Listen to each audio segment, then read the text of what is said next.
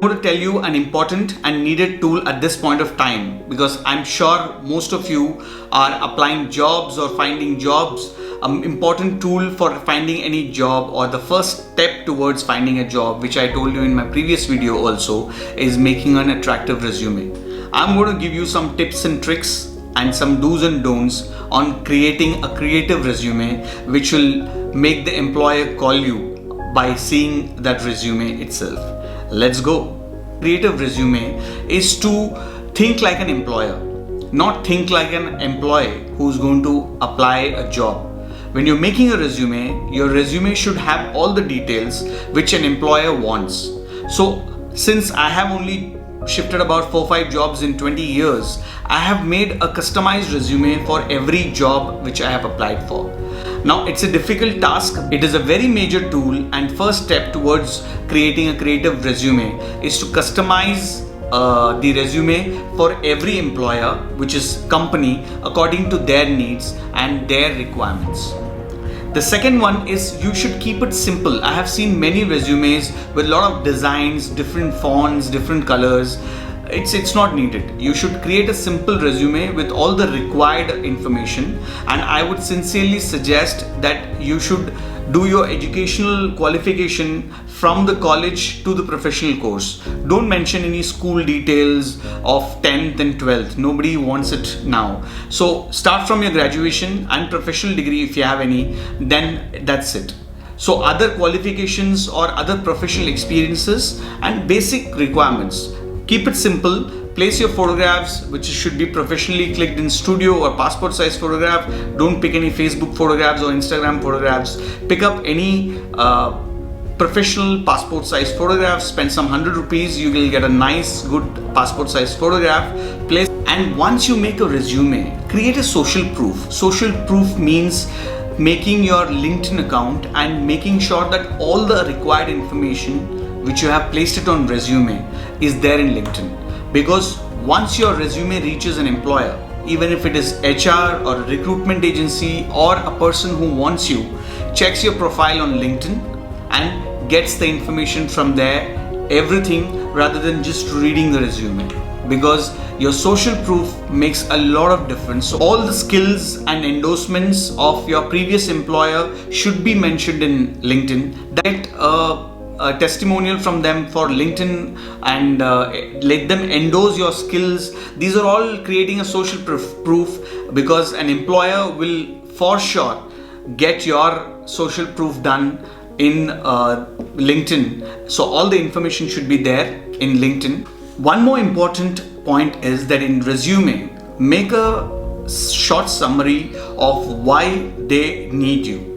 What are your qualifications or quality rather, which will help them for this position or the current position which you're applying for? Write a small summary at the beginning so that they will in just about 30 to 45 seconds will know. I'll tell you that any HR person or an employee who's recruiting you will not have more than 30 seconds to 1 minute to go through your resume. Believe me, they will just get the required summary information and they will not look after the entire resume also. When you are physically giving an interview or through video call, he may run through the information which I have told you in previous videos also. But when your resume reaches them through email or through reference, they don't read more than 30 seconds to 1 minute. So your resume summary should be crisp with the point that why they need you and what are your qualities which will make their company better than what it is right now. One more thing is that which you should not do is oversell you. Whatever information you're putting, don't repeat things, don't overburden your resume with too many things that I did this on school, I got that medal on college. Don't mention anything not more than 4 or 5 points or qualifications, which should be creating a wow value, rather than mentioning a list of things which you think that they might be impressed with.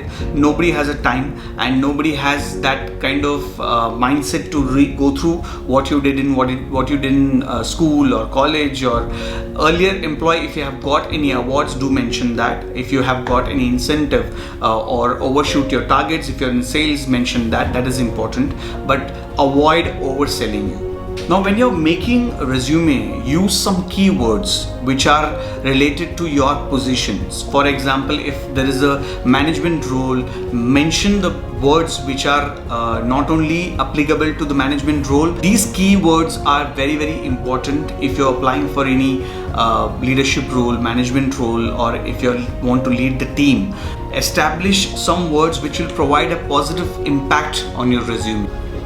Also, one more thing is that please print the resume on a basic A4 sheet. Don't print it on a paper which is design paper or a perfume paper. I have got resumes which are basically different strong papers, and they think that they would impress the employers. They don't. Make a simple resume which is easily transferable. If they want to courier soft copy when you're making it, make sure that the Word file is converted into PDF and sent, not on just a Word file. Even if you're not applying for any tech related role, if you know any technical skills, then do mention that. It helps a lot.